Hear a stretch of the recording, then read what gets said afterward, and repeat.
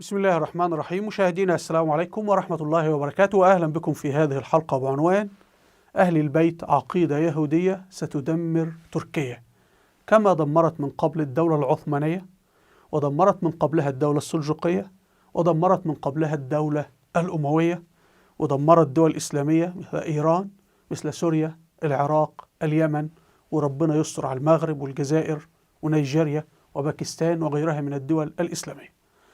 فعقيدة أهل البيت هي ليست مسألة دينية في حب سيدنا الحسن وسيدنا الحسين وسيدنا علي رضي الله عنهم، ماتوا وهم في الجنة بإذن الله، إنما هي عقيدة سياسية. فنحن عندما نعرض التاريخ الإسلامي كله سنجد أن التاريخ الإسلامي هو صراع بين من يقول الذي يستحق الحكم هو الشخص القوي القادر الذي له إنجازات، يعني الآن في تركيا ترشح أردوغان الذي لا يتحدث عن نسبه وأن جده الرسول أو شيء من هذا القبيل، إنما يقول أنا حققت إنجازات، أنا صنعت طائرات، أنا بنيت جيش قوي، أنا جعلت تركيا من أقوى 20 اقتصاد في العالم، أنا عملت سيارة كهربائية وغير ذلك. وبين شخص يأتي شخص فاشل ويقول أنا أستحق أن أحكمكم لأن جد الرسول، مثل كمال كليجدار أوغلو زعيم المعارضة، وهو لا يصلي، لا يصوم، يشرب الخمر، يفطر في نهار رمضان وله صور وهو يلتقط هذا، وفقط يخرج ويقول جد الرسول، ونظل بقى نتجادل هو جده الرسول ولا جد عبد الله بن سبأ وكل هذه الأمور التافهة. ولكن في النهاية تسقط الدولة، وهذا الذي حدث في الدولة العثمانية لأنها سقطت بسبب عقيدة أهل البيت. تعالوا نبدأ ونرى الدول الإسلامية السابقة التي سقطت وما يجري داخل تركيا الآن، النشاط الدولة العميقة لهدم الحكومة التركية والجيش التركي والمؤسسات التركية من خلال عقيدة أهل البيت. نبدأ حضراتكم من هذا الجدول الزمني للتاريخ الإسلامي. أنا بدأت من الخلافة الراشدة إلى نهاية الدولة العثمانية، سقوط دولة المسلمين، لأن الدولة العثمانية هي آخر دولة تمثل الإسلام وكان يطبق فيها الشريعة الإسلامية. في النهاية كانت آخر سلطة تمثل الرسول صلى الله عليه وسلم على الأرض كان السلطان عبد الحميد عمليا. لما ننظر في هذا الجدول سنجد أننا أمام الدول الإسلامية كلها نوعين اثنين فقط، وبينهما حرب شرسة. دول تقول نحكم بالإنجاز، يعني الحاكم الذي يحكم هو الذي يستحق، مثل أبو بكر الصديق وعمر بن الخطاب اللي شخصيته أقوى. ودول تقول لا، نحكم لأننا أقارب الرسول، سواء القرابة حقيقية أو مزيفة مزورة. فسنجد أنه حكم الخلفاء الراشدون استنادا لمبدأ الإنجازات، وعملوا فتوحات إسلامية ضخمة جدا، ثم جاء الأمويون وعملوا إنجازات وفتوحات عظيمة جدا. ماذا حدث؟ جاء العباسيون وقالوا لا، نحن الأحق بالحكم، نحن أقارب الرسول، لأن العباسيين جدهم العباس، سيدنا العباس رضي الله عنه عم الرسول وعم سيدنا علي. فالعباسيون أول من قالوا نحن نحكم لأننا أهل بيت الرسول. وطبعا سنأتي الآن من هم أهل البيت، سؤال كبير جدا، من هم أهل البيت؟ فالعباسيون هدموا الدولة الأموية وقالوا لأننا أهل البيت. ماذا سيحدث؟ سيأتي بني بويه، هؤلاء شيعة إسماعيلية، ويهدمون الدولة العباسية ويقولون لا، بل نحن أهل البيت، نحن أمنا حفيدة علي بن أبي طالب، لأنه هيبدأ نزاع هم من هم أهل البيت، عائلة الرسول بني هاشم أولاد عم الرسول ولا أحفاد الحسن والحسين فقط. وهتبدأ توضع الأحاديث، يعني وضعت كثير من الأحاديث المكذوبة التي تقول إن أهل البيت هم أولاد عم الرسول، بحيث يكون منهم العباسيون. لما جاءت الدول الشيعية بدأت تضع أحاديث، وطبعا هذا قبل نشأتها، يعني الدعاة في مرحلة الدعوة السرية وعمل تنظيم سياسي قبل الاستيلاء على الحكم، يعني أما هم حزب المعارضة قبل أن يصلوا الحكم، وضعوا أحاديث في الحسن والحسين وأحفاد الحسن والحسين وأحفاد فاطمة، وكثرت الأحاديث عن السيدة فاطمة، وجرى نسيان كل أخواتها، لأنه أخواتها لن نستفيد منهم سياسيا، لكن السيدة فاطمة ممكن نستفيد من ذريتها سياسيا. فوضعت أحاديث عن السيدة فاطمة أكثر من أمها السيدة خديجة، يعني أمها السيدة خديجة زوجة الرسول أم المؤمنين لا تسمع لها ذكرى ولا كأنها موجودة. أخوات السيدة فاطمة أم كلثوم زينب رقية ولا كلمة ولا حديث ولا أي شيء. لماذا؟ لأن المسألة سياسية. فجرى وضع المئات من الأحاديث المكذوبة عن الحسن والحسين وسيدنا علي وعن السيدة فاطمة تحديدا، في إطار الصراع مع العباسيين. ثم جاءت بعد ذلك دولة القرامطة، وهؤلاء قالوا أيضا يعني القرامطة ده اسم أعدائهم اسمهم القرامطة نسبة لمؤسس الدولة اسمه حمدان بن قرمط. لكن حمدان بن قرمط هؤلاء القرامطة كانوا يقولون نحن أهل بيت رسول الله، هم أصلا من بلاد فارس، ليس موضوعنا يعني. المهم ادعوا النسب للرسول ولسيدنا علي. وجاء الحمدانيون شيعة وقالوا لا، بل نحن أهل بيت رسول الله، وحكموا جزء شمال سوريا وجنوب تركيا. وجاء الفاطميون، حتى اسمهم إيه؟ الفاطميون نسبة إلى فاطمة، ولم يسموا أنفسهم العلويون نسبة إلى علي، لأن هؤلاء قالوا إحنا علي لا يهمنا. يعني هو تصادف إن علي أصبح زوج فاطمة، المهم السيدة فاطمة لأن هي ابنة الرسول، فإحنا الدم، والدم عن طريق الأم، النظرية اليهودية إن الناس لينتقل عبر الأم. فقالوا والله لو كان تزوج السيدة فاطمة واحد اسمه أحمد واحد اسمه إبراهيم لا يهم، فإحنا علي بالنسبة لنا شخص غير مهم يا جماعة. الفاطميون فأسموا نفسهم الفاطميون. لماذا؟ لأن هم كانوا في عراق مع العباسيين. العباسيين يقولون نحن أهل بيت الرسول، والفاطميين يقولون نحن أهل بيت الرسول. طبعا سنلاحظ أن اللي عمل الفتوحات الإسلامية مين؟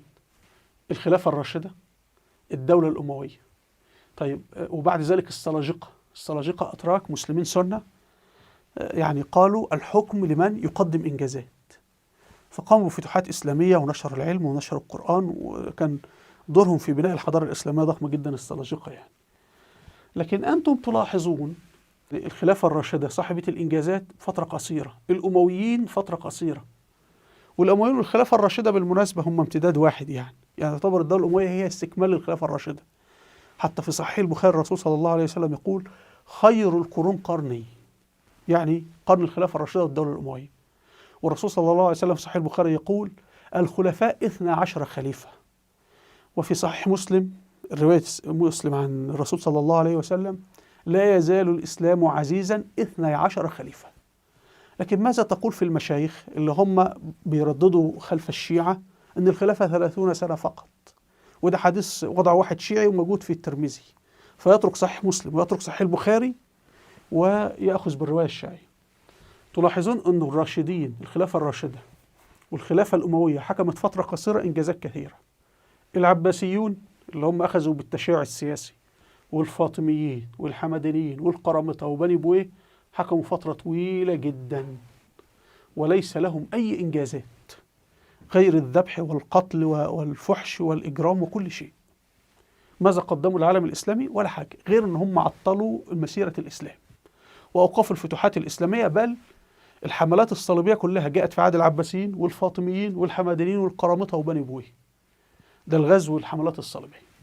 طيب نأتي حضراتكم دولة السلاجقة، وهي دولة قامت على الإنجاز بالعمل. هذه الدولة أيضا السلاجقة نجحت، أتراك مسلمين سنة. والسلاجقة حرب المغول، حرب الصليبيين، فتحوا الأناضول، أسقطوا الدول الشيعية. أيضا الدولة الزنكية بنو زنكي، الأيوبيين هؤلاء مسلمين أكراد لم يقولوا الحكم بالنسب والدم، هم الذين أنقذوا مصر من الحملات الصليبية، هم الذين حرروا بيت المقدس. بعد ذلك جاء المغول كانوا متحالفين مع الشيعة، كانوا يتحدث المغول باسم أهل بيت الرسول، إن احنا معانا الشيعة اللي بيزعموا إن هم أهل بيت الرسول، ودمروا العالم الإسلامي. يعني حتى المغول لما دخلوا بغداد دخلوا معهم رجل دين شيعي ضخم جدا، يعني يسمونه شيخ الطائفة، نصر الدين الطوسي. واللي هيتصدى لهم من؟ المماليك أتراك، عبيد أتراك مسلمين سنة لم يقولوا نحن أحفاد الرسول ولا أهل بيت الرسول، فهم الذين حرروا العالم الإسلامي من الحملات الصليبية، حرروا الشام تماما، وهم الذين هزموا المغول وأنقذوا العالم الإسلامي من المغول. هل هذه صدفة أن كل من ينقذ العالم الإسلامي ويخدم الإسلام لم يدعوا نسبا للرسول، وكل من يطعن المسلمين في الظهر ويهدم الدولة ويفعل كذا يقول أنا حفيد الرسول؟ طب نأتي للعثمانيين. العثمانيين أتراك مسلمين سنة ليس لهم أي صلة قرابة الرسول. من يطعن العثمانيين؟ كان يطعنهم الصفويين من الخلف. الصفويون يقولون نحن أحفاد علي بن أبي طالب. المؤرخين الأتراك الحقيقة يكتبون الصفويون أتراك، لكن هو لا يقول لك أنا تركي، هو يقول لك أنا لا أعترف أصلا بتركيتي هذه، أنا حفيد علي وأنا حفيد الرسول. وانظروا يعني أنت تجد الدولة العثمانية، كل معارك الدولة العثمانية 500 سنة ويجري هدم الدولة العثمانية، طعنها من الخلف. ثم جاء الإنجليز بالشريف حسين، اسمه إيه؟ الشريف، وبدأ يطعن الدولة العثمانية في الحرب العالمية الأولى أيضا، ويقول أنا حفيد الرسول، والعثمانيين أتراك دمهم أقل لا يحق لهم أن يحكموا الدولة. وبدأ الإنجليز في عملية طباعة كتب الحديث التي تخدم غرضهم في هذا. وكان الشريف حسين يقول أنه الخلافة تكون في ذرية علي، رغم الشريف حسين مسلم سني، لكن هو بيأخذ بالتشيع السياسي أن الحكم في ذرية علي بن أبي طالب. فهمنا الخطورة؟ فإذا نجد الدول الإسلامية التي سقطت نتيجة عقيدة أهل بيت: الدولة الأموية، دولة السلاجقة، لأنه الحشاشين هيسقطوا دولة السلاجقة كما سنريكم الآن، ثم الدولة العثمانية. والتاريخ كما تشاهدون قسمين فقط لا غير. طبعا كل اللي قام بالفتوحات الدول التي كانت لا تعتنق نظرية أهل البيت. هنا حضراتكم خريطة دولة السلاجقة. هذه الدولة الضخمة عسكريا، قوية عسكريا جدا، لكن كانت ضعيفة فكريا، هشة فكريا. بينما دولة صغيرة اللي هي الحشاشين أسقطوها. الحشاشين كانوا يقولون نحن أهل البيت، هم شيعة إسماعيلية. اسم الحشاشين اسم عطالهم الأوروبيين، إن هم كانوا بيتناولوا الحشيش. ما كل الناس بتتناول الحشيش الآن ولا تقتل يعني. ما الذي حدث؟ هؤلاء السلاجقة أتراك مسلمين سنة جاءوا، شوف، انتصروا ودخلوا وهزموا الروم وأخذوا الأناضول نفسه، وأخذوا الشام من الفاطميين، وبعد ذلك أخذوا مكة وأخذوا المدينة ودخلوا الجزيرة العربية وأسقطوا دولة القرامطة. لم يستطيعوا إسقاط الحشاشين. طبعا الحشاشين منطقة جبلية وعرة جدا، لكن الذي حدث ماذا؟ الحشاشين هزموا دولة السلاجقة يا جماعة، لأنه الحشاشين كان بنائهم الفكر السياسي قوي جدا، أننا عائلة الرسول صلى الله عليه وسلم، والذين يحاربوننا هم أعداء أهل بيت رسول الله، أعداء أهل البيت. وقتلوا 30,000 مسؤول في دولة السلاجقة، قاضي الجيش، سلاطين، وزراء، يعني يعتبر النخبة الحاكمة في دولة السلاجقة، خيرة العقول. وأصلا أي دولة يقتل فيها 30,000 أحسن موظف فيها تسقط، لأنه الرسول صلى الله عليه وسلم يقول الناس كإبل 100، يعني لو عندك 100 ناقة لن تجد فيها إلا ناقة واحدة تصلح للسفر. وانت اليوم في انتخابات تركيا مثلا كم شخص ترشح للرئاسة؟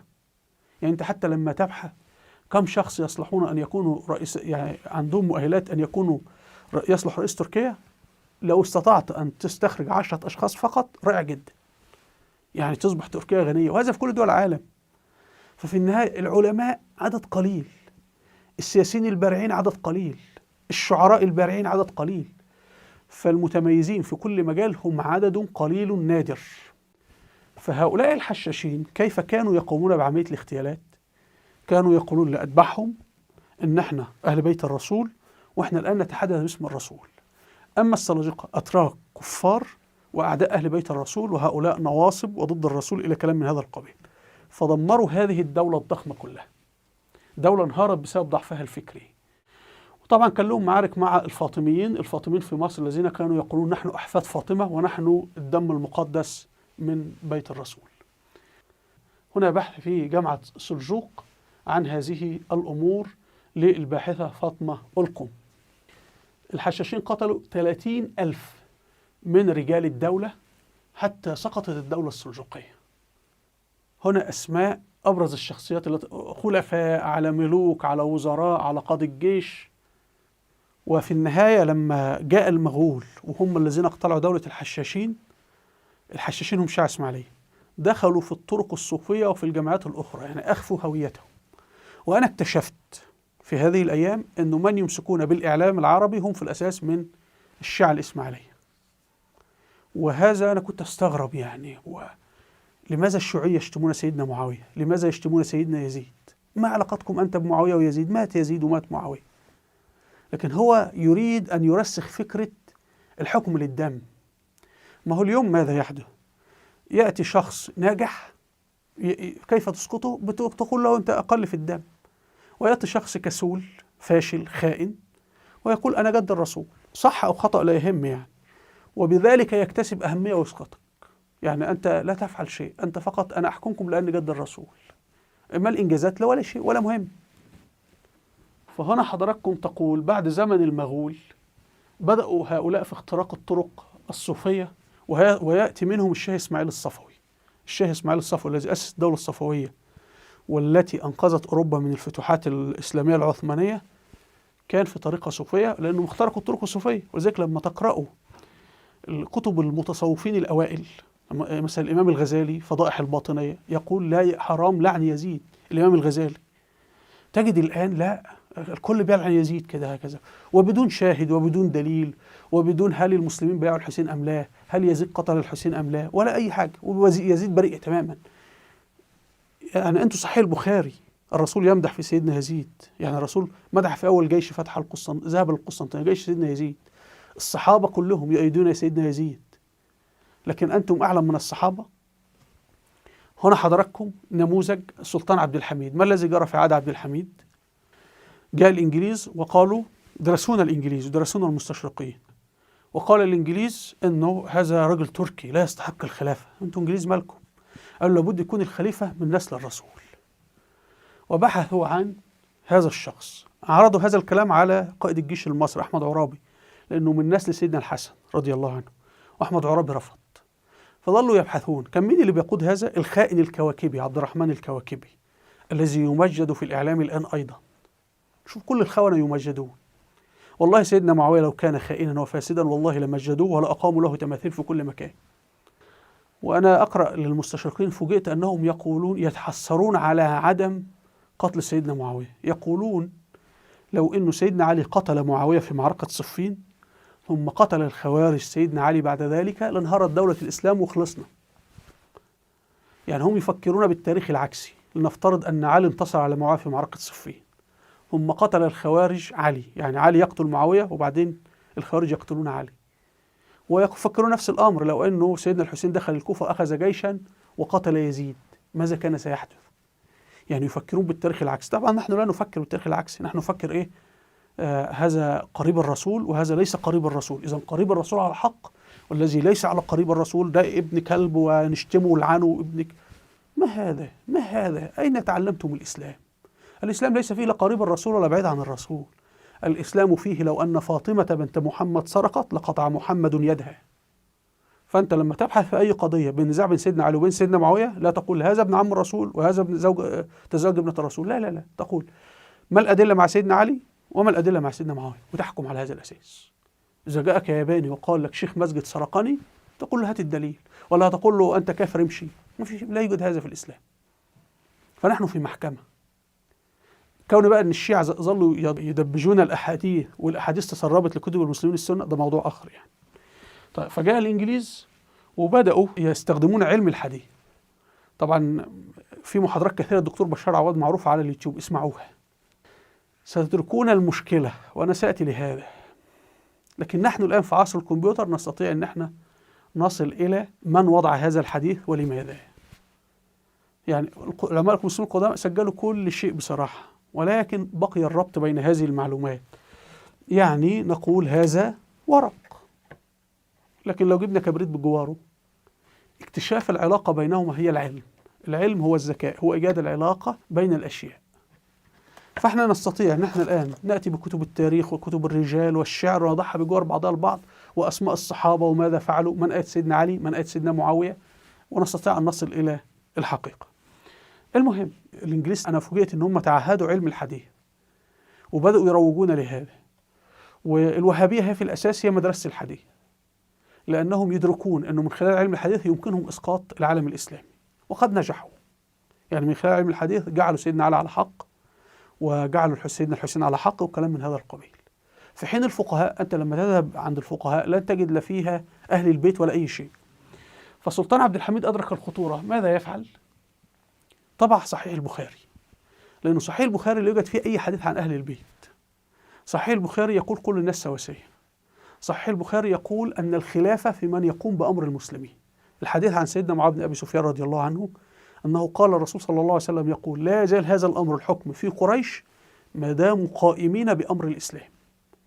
إذا قريش خدمت الإسلام أهلا وسهلا، قريش لم تقم بأمر الإسلام يعني نأتي بغيرها، نأتي بتركي بكردي بأي جنسية أخرى لا يهم.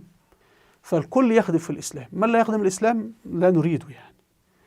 لكن السلطان عبد الحميد تحركه متأخر للأسف الشديد، ولذلك من الذي خلع السلطان عبد الحميد؟ طلعت باشا رئيس المحفل الماسونية، وهو كان يؤيد نظرية أهل البيت. طلعت باشا، وفوجئت أنه مؤرخ أمريكي ألف كتاب اسمه تركيا الفتاة، نسيت اسمه الآن، يتحدث عن العقيدة الدينية لطلعت باشا ودورها السياسي في هدم الدولة العثمانية، والشريف حسين وعقيدته ودورها في هدم الدولة العثمانية، بينما نحن نغفل عن دور الدين والعقيدة الدينية في المسائل السياسية.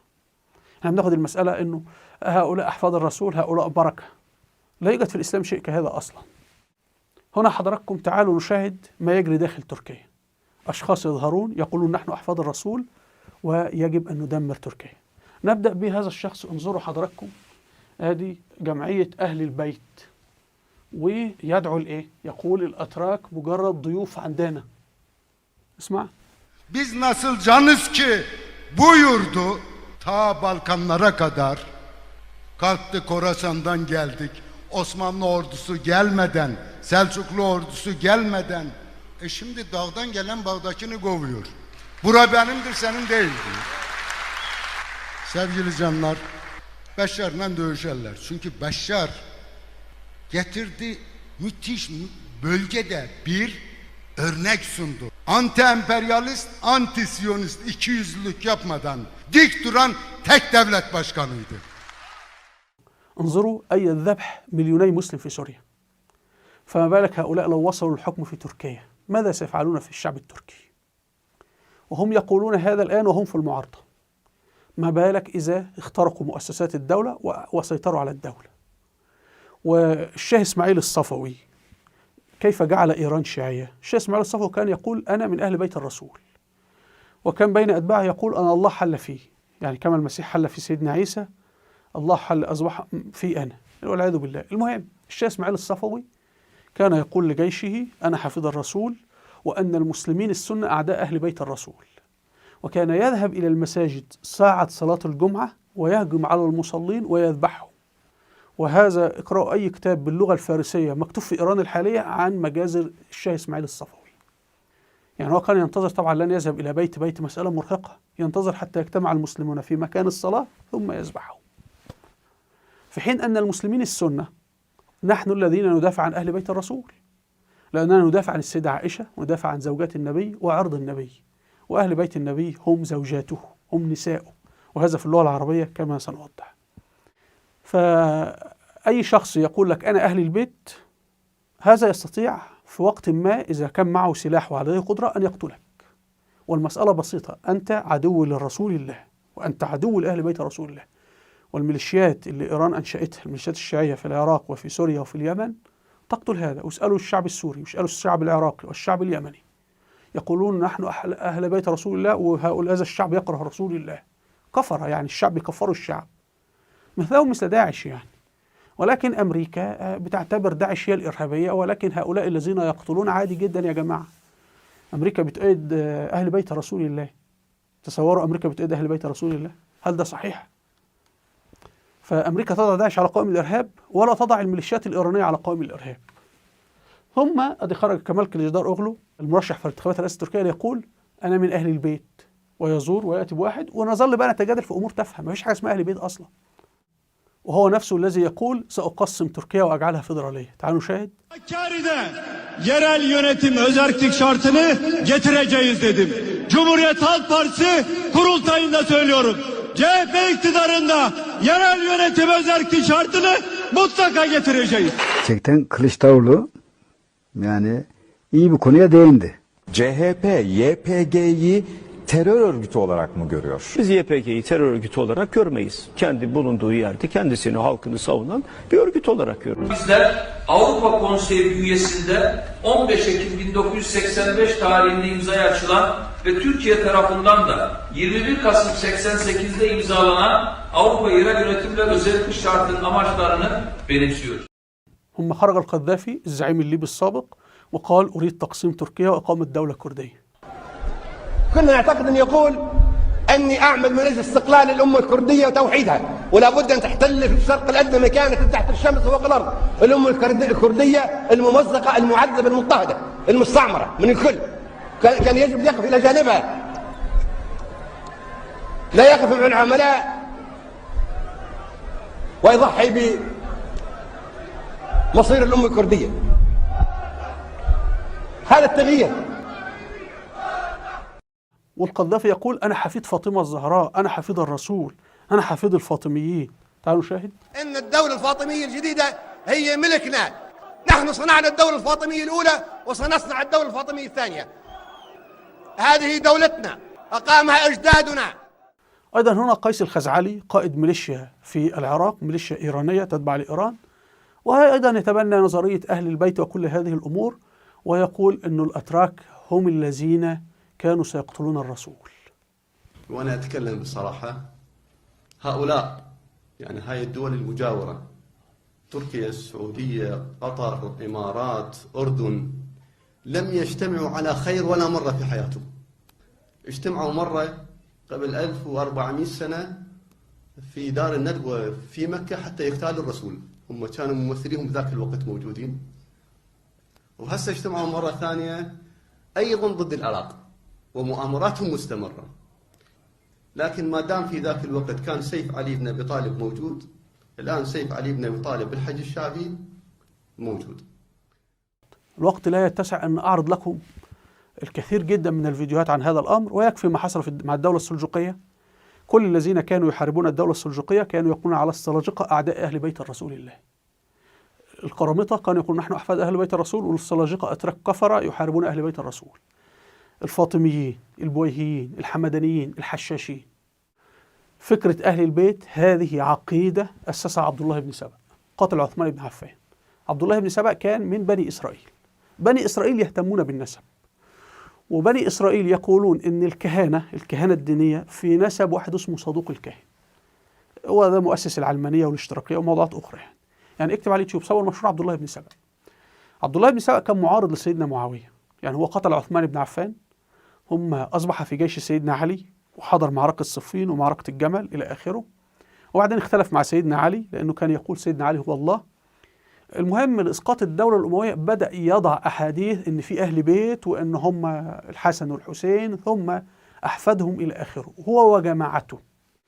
واكتب على اليوتيوب صبر مشهور أهل البيت. أنا شرحت هذه الأمور بتفاصيل أكثر، وعبد الله بن سبأ حتى لا أطيل يعني. هتجد وزارة التعليم التركية بدأت تنفذ هذا عناصر الدولة العميقة، لأن الدولة العميقة في تركيا مسؤولة عن العقول. والله أردوغان هيصنع الدبابة، لكن نحن سنشكل العقل، يعني الضابط في الجيش التركي. أنا في المدارس أعلمه عقيدة أهل البيت، هنا كتاب التعليم في الصف 11. أقول له إذا أنت أيها الضابط إذا أعتق كليجدار أوغلو أمر وأعتق أردوغان أمر، هو يقول لا، كليجدار أوغلو هو من أهل البيت، هو دمه مقدس، وأردوغان هذا تركي عادي، يعني ده دمه أقل، الأتراك دمهم أقل. والآن بلغني أن طريقة السليمانية، هذه طريقة في تركيا، يتركون مكانا شاغرا عندما يتناولون الطعام ويقولون لأن روح رسول الله ستحضر هنا. تخيلوا ما فعلها أبو بكر ولا عمر ولا عثمان ولا علي، أتفعلونها أنتم؟ فانظروا حضراتكم أهو في كتاب التعليم أهل البيت بيجري السيطرة على العقل الباطن للشعب التركي، ووضعوا اسم سيدنا علي والسيدة فاطمة. طب يا جماعة فين اسم سيدنا عثمان؟ ما هو ابن عم الرسول. وأين أم كلثوم ابنة الرسول؟ فأنتوا احذفوا هذه اللوحة وضعوا، مش انتوا بقى احنا بنحب أقارب الرسول؟ فيه أم كلثوم ابنة الرسول وأفضل من السيدة فاطمة، فيه السيدة زينب ابنة الرسول وأفضل من السيدة فاطمة، في رقية وهي ابنة الرسول وأفضل من السيدة فاطمة. ضعوا اسمها. لماذا حذفت بنات النبي الأخريات؟ لأنه لم تكن لهما ذرية، فنحن لا نستطيع أن نستعين بهم سياسيا. يعني عند وجود الدولة الأموية، عبد الله بن سبأ وفرقة السبائية قتلت عثمان بن عفان، كانوا يبحثون عن كيف نسقط هذه الدولة الأموية، فنحن نحتاج أشخاص أحياء. فكانوا يقولون نحن، لما هو يقوم بدعوة في مكان ما يقول أنا من أتباع فلان ابن جده الحسين، ومثلا جعفر الصادق، كانوا يضعون أحاديث على لسان جعفر الصادق، يقومون بثورات في بلاد فارس باسم جعفر الصادق. جعفر الصادق في المدينة المنورة، وجعفر يقول هؤلاء كذابين، ويعني حصل وش كتير جدا. المهم هنا حضراتكم أبناء الرسول صلى الله عليه وسلم، عندنا زينب ابنة الرسول صلى الله عليه وسلم، وأنجبت علي وأمامة. هل سمعتم قط أنه أي شيخ قال أن أحفاد الرسول علي وأمامة؟ لا. لماذا؟ إذا كان نحن لما تسأل أي شيخ من هم أهل البيت يقول لك يعني أهل البيت هم أحفاد الرسول؟ نعم. طيب أنا موافق، فين علي وأمامة؟ ماتوا. طب ما هو الحسن والحسين ماتوا، يعني هو الحسن والحسين فين؟ ماتوا رضي الله عنهم، ورضي الله عن علي وعن أمامة، ماتوا. وأنت بتقول أدي السيدة فاطمة وسيدنا علي، عظيم جدا. طب سيدنا العاص، سيدنا العاص من بني أمية، لأن الرسول زوج 3 من بناته في بني أمية. بالنسبة للأتراك الآن المسلسلات تشتم في بني أمية، هذا طبعا يسهل نشاط المخابرات الإيرانية داخل تركيا. فأنت سيدنا العاص من بني أمية. طب ابنة الرسول رقية أنجبت عبد الله، هل سمعتم أن الرسول له حفيد اسمه عبد الله؟ أبدا. وزوجها عثمان بن عفان، مسألة سياسية. ابنة الرسول أم كلثوم زوجها عثمان بن عفان أيضا. فهنا الشيعة القدماء ماذا قالوا؟ قالوا إحنا هنستفيد من فاطمة لأنه الحسن عاش والحسين أحياء، ولما طبعا الحسن والحسين ماتوا رضي الله عنهم، لكن بعد ذلك هيبقى لهم أحفاد، فإحنا سهل إن إحنا نستخدم اسمهما في الدعوة لحكم وإسقاط الدولة الأموية، ثم إسقاط الدولة العباسية، ثم إسقاط العثمانيين وإسقاط السلاجقة، والآن يجري بنفس النظرية إسقاط أردوغان في تركيا. فهمنا الاستخدام السياسي. هنا حضراتكم كتاب التاريخ الصف التاسع، أيضا يدرسون لهم نظرية أهل البيت، وإن هنا قبر سيدنا علي في الكوفة، رغم أنه قبر سيدنا علي في الكوفة ولا أحد يعرف أين جثمان سيدنا علي، ولا يوجد أي كتاب يخص المسلمين السنة ولا يخص الشيعة في أين دفن سيدنا علي. الذي جرى في التاريخ أنه سيدنا علي لم يكن له سيطرة على أنصاره، يعني أنصار هؤلاء أحزاب وفرق مثل الطاولة السداسية في تركيا حاليا، يعني اللي تؤكل جدار أوكلو في الانتخابات، كان يأمرهم بشيء يسيرون، كانت فوضى. يعني المناطق التي حكمها سيدنا علي كانت فوضى، فيها الخوارج وفرق وعصابات ومافيا. سيدنا معاوية كان حاكم المناطق اللي تحت سيطرته كلها أمن وأمان. سيدنا علي كان شغال وزير تعليم في الدولة الخلافة الراشدة. يعني لما تراجع حضراتكم التاريخ، لا نريد أن ندخل في هذه الأمور، سيدنا علي كان وزير التعليم، لم يقود الجيوش أو تجمعات كبيرة. لما أصبح خليفة وصار بكل معركة يسير فيها، يعني معركة الجمل الجيش يتمرد عليه ويروح يقتل طلحة والزبير وحاول يقتل السيدة عائشة. يقودهم في معركة الصفين الجيش يتمرد عليه ويرفض القتال، ثم تمردوا عليه، ثم ضربوا سيدنا علي، ثم بعد ذلك قتلوه. ولما قتلوه خاف أن ينبشوا قبره فأمر أن يدفن في مكان سري بدون جنازة. ولما جاء ابنه الحسن ضربوا ابنه الحسن رضي الله عنه من جديد، يعني كان وضع صعب جدا. طيب هنا حضراتكم القرآن الكريم يكذب تماما عقيدة أهل البيت. أهل البيت هم نساء النبي. فاللي بيقول لك فلان من أهل البيت، يا عم فلان رجل، سيدنا علي رجل، كيف هيكون من أهل البيت يعني؟ أهل البيت هي تعبير مثل كلمة هانم التركية، هي تقال للمرأة أو للزوجة من باب الاحترام. ورد 3 مرات في القرآن الكريم. الله سبحانه وتعالى يقول يا نساء النبي، ثم ويخاطبهن بصيغة فعل النساء، يعني هتجد قرن في بيوتكن ولا تبرجن تبرج الجاهلية الأولى، ثم يقول لهم إنما يريد الله ليذهب عنكم الرجس أهل البيت، يعني يا نساء الرسول. ثم يقول في الآية التالية واذكرنا ما يتلى في بيوتكن، فعل للمرأة كله. فلو كان سيدنا علي المقصود في الآية كان ربنا مش هيقول واذكرنا، كان هيقول واذكروا. لو كان سيدنا علي مشمول في هذه الآية، سيدنا علي رجل وليس امرأة يعني. والله احنا بقينا بنوضح أمور يعني ما تستحق توضح أصلا. أيضا هنا آيتين أخرتين ذكر فيهما أهل البيت. الملائكة تخاطب زوجة سيدنا إبراهيم لما بشرها بسيدنا إسحاق، قالوا أتعجبين من أمر الله رحمة الله وبركاته عليكم أهل البيت، يعني يا زوجة أو يا امرأة يعني. أيضا أم سيدنا موسى لما وضعت سيدنا موسى في الصندوق في النهر، وكلما حاولوا أن يرضعوه لم يجدوا امرأة ترضعه، فأخت سيدنا موسى قالت لهم إيه؟ هل أدلكم على أهل بيت، أي امرأة أهل بيت يكفلونه لكم وهم له ناصحون؟ فاستخدمت في 3 مرات في القرآن بهذا المعنى. نأتي لأن كثير من الإخوة الأتراك يقولون نحن عقب الصلاة نقول اللهم صل على محمد وعلى آل محمد، ونحن في التشهد نقول اللهم صل على محمد وعلى آل محمد. آل محمد هم الصحابة، آل الرجل هم أتباعه في اللغة العربية، هذا مذكور في القرآن الكريم. الله سبحانه وتعالى يقول وأغرقنا آل فرعون، يعني أتباع فرعون، جنود فرعون، وليس ورثة فرعون لأنهم غير موجودين.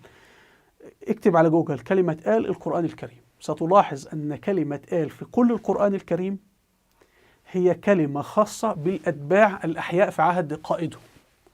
يعني آل أردوغان من؟ الموظفين، الجنود، العساكر، الحزب الحاكم الذي يؤيده. أيضا الله سبحانه وتعالى يقول فالتقطه آل فرعون، يعني إن جنود فرعون أو موظفين فرعون هم الذين التقطوا سيدنا موسى من النهر. أحفاد فرعون غير موجودين أصلا يا جماعة. آية ثالثة الله يقول ولقد جاء آل فرعون النذر، يعني أمور كثيرة تنذرهم بأن الله سبحانه وتعالى يحذرهم، يعني فليس المقصود أحفاد فرعون بل أتباع فرعون. فكلمة آل تعني الأتباع. الله يقول وإذ نجيناكم من آل فرعون يسومونكم سوء العذاب، يعني إذ نجيناكم من أتباع فرعون يقومون بتعذيبكم يعني، وليس أحفاد فرعون. أيضا الله سبحانه وتعالى يقول ولقد أخذنا آل فرعون بالسنين ونقص الثمرات، يعني لقد فرضنا عقاب على أتباع فرعون وليس أحفاده، لأنه حتى أحفاده ممكن يكونوا مسلمين الآن يعني. أيضا الله سبحانه وتعالى يقول أدخلوا آل فرعون أشد العذاب، يعني أتباع فرعون، أدخلوا أتباع فرعون. أيضا الله سبحانه وتعالى يقول إلا آل لوط نجيناهم، يعني إلا أتباع سيدنا لوط. فستجد أن لوط شخص حي وله أتباع موجودين وليس ذرية لوط. القرآن الكريم لما يتحدث عن الذرية يقول ذرية نوح، ذرية إبراهيم. هنا أيضا آية أخرى في قوم سيدنا لوط ماذا قالوا؟ قالوا أخرجوا آل لوط من قريتكم، يعني أخرجوا أتباع لوط وليس أحفاد لوط. أحفاد لوط غير موجودين أصلا، لم ينجبوا بعد أصلا. نأتي إلى الأحاديث الموجودة عن أهل البيت في صحيح مسلم. هذا الحديث يأتينا عن راوي اسمه مصعب ابن شيبة. مصعب ابن شيبة راوي ضعيف ويروي أمور مكذوبة، وحتى الرواية التي يرويها مصعب بن شيبة ويلصقها بالرسول صلى الله عليه وسلم ليس فيها من هم أهل البيت. يعني هو يقول أن النبي صلى الله عليه وسلم دخل عليه سيدنا الحسن فضمه إلى صدره، ثم جاء الحسين فأدخله تحت العباءة، ثم جاءت ابنته فاطمة فأدخلها تحت العباءة، ثم جاء سيدنا علي فأدخله تحت العباءة، ثم دعا لهم إنما يريد الله ليذهب عنكم الرجس أهل البيت ويطهركم تطهيرا. دعوة، ولم يقل إن هؤلاء هم أهل بيتي، ولم يخرج إلى المسجد ويقول أيها المسلمون هؤلاء أهل بيتي علي وفاطمة والحسن والحسين. ده دعوة. يعني اليوم أنا نزلت من الطائرة في تركيا فقلت اللهم اجعل تركيا بلدا آمنا، يبقى هذا معناها هي المذكورة في الآية القرآنية؟ لا، المذكور في الآية القرآنية اللهم اجعل هذا بلدا آمنا هي مكة في دعوة سيدنا إبراهيم. طيب فإذا حتى لو صح القول على لسان الرسول أنه دعا لهم فقط لا غير، يعني لم يقل هؤلاء هم أهل بيتي، وليس في هذا النص أي شيء يقول أن الآية نزلت فيهم أصلا. هنا في كتاب تهذيب الكمال وفي المجلد 28 هذا الكتاب خاص بأسماء من يرون الحديث عن الرسول صلى الله عليه وسلم، فنجد شخصية رقم 5985 مصعب بن شيبة. الإمام النسائي يقول منكر الحديث. محمد بن سعد يقول قليل الحديث. أبو حاتم الرازي قال لا يحمدونه وليس بالقوي. الإمام البخاري لم يروي له. وهنا أيضا يعني الكثير من علماء الحديث يعني يقولون هذا الرجل ضعيف لا يؤخذ حديثه أصلا. نحن نختم. طبعا أنا لا أريد أن أتتبع كل حديث لأنه الأمر هيطول، لكن حتى في صحيح مسلم لما بيقول أهل بيت الرسول هم عائلته بيرويها على لسان شخص اسمه حسين، حتى ليس قولا للرسول. حسين بيقول أهل بيت الرسول هم فلان وفلان، وهذا لأنه كان في الدولة العباسية والشيعة كانوا بينازعوها أن أهل البيت هم الحسن والحسين وليسوا سيدنا العباس. فربما الإمام مسلم أراد أن يحفظ كيان الدولة العباسية لا تسقط حتى لا يأتي الشيعة للحكم. نحن في النهاية نقول أردوغان لقد شرفك الله سبحانه وتعالى وأعطاك نعمة كبيرة وفضلا كبيرا بأن أجلسك على كرسي سلاطين آل عثمان رحمهم الله، وقد من الله عليك بقوة الشخصية والذكاء وحققت إنجازات كثيرة. لكن ماذا إذا جاء تركيا حاكم بعدك أو بعد 10 سنوات ضعيف الشخصية، ثم خرج شخص كذاب دعي مثل كمال كليجدار أوغلو وقال أنا حفيد الرسول واستولى على الحكم في تركيا وسقطت تركيا؟ فيجب أن احنا ليس فقط أن احنا نتصدى لمن يدعي هذه الفكرة، يجب أن نتصدى للفكرة نفسها، لأن التصدي للفكرة هو الذي يحفظ كيان الدولة، لأنه أحيانا يأتي حاكم ضعيف، وهذا الذي حدث. يعني أنت تجد في التاريخ الإسلامي حصل حكام ضعفاء كثر. يعني لما جاء الدولة العثمانية، لما جاء السلطان محمد رشاد في الحرب العالمية الأولى، حكم ضعيف، الدولة انهارت. فمن يضمن لنا أنه بعد أردوغان أو بعد 10 سنوات أو بعد 20 سنة أنه سيبقى لتركيا حاكم قوي؟ قد يأتي حاكم ضعيف وتنهار الدولة. هذه مسألة جد خطيرة. وأقول لوزير التعليم التركي أنت دورك أخطر من وزير الدفاع. إذا كان وزير الدفاع يأتي بالسلاح، فأنت تأتي بالجندي الإنسان الذي يتولى القيادة على هذا السلاح. فأرجو من وزير التعليم التركي أنه يحذف هذه الأمور الخاصة بهذه العقيدة اليهودية من كتب الدين، وهذه مسألة أصلا لم ترد لا في الفقه الحنفي ولا الشافعي ولا الحنبلي ولا الفقه المالكي. لا يوجد شيء في كتب الفقهاء كلها عن حاجة اسمها أهل البيت. افترضوا أن أنا الآن بقول أنا من أهل البيت، ما هي حقوق الشرعية؟ ولا حاجة. يعني إنسان يقول إن جده الحسين وقتل، حكمه الإعدام. طب إنسان يقول جده الحسين ويشرب الخمر، وإنسان تركي ليس لجده الحسين ولا شيء ولكنه يصلي ويصوم، فالتركي أفضل من هذا الذي يقول إن جده الحسين. الناس في الإسلام سواسية. الإسلام هو دين الله للناس جميعا وليس دين لعائلة. أرجو مشاهدينا أن تكون الصورة قد وضحت. وفي الختام هنا فيديو أنا نشرته عن كيف كتب الشيعة التاريخ الإسلامي. أرجو الاستماع لهذا الفيديو لأنه تكملة لهذا الفيديو أيضا. هنا في فيديوهات على اليوتيوب أرجو مشاهدتها. أسفل الفيديو رابط صفحاتي على الفيسبوك وتويتر ورابط قناتي على التليجرام، أرجو الاشتراك في القناة. هنا قائمة فيديوهات الوثائقيات التاريخية، أرجو تشاهدوها الأئمة في مجال التاريخ. أرجو منكم الاشتراك في القناة بالضغط على هذا الزر. وإلى اللقاء والسلام عليكم ورحمة الله وبركاته.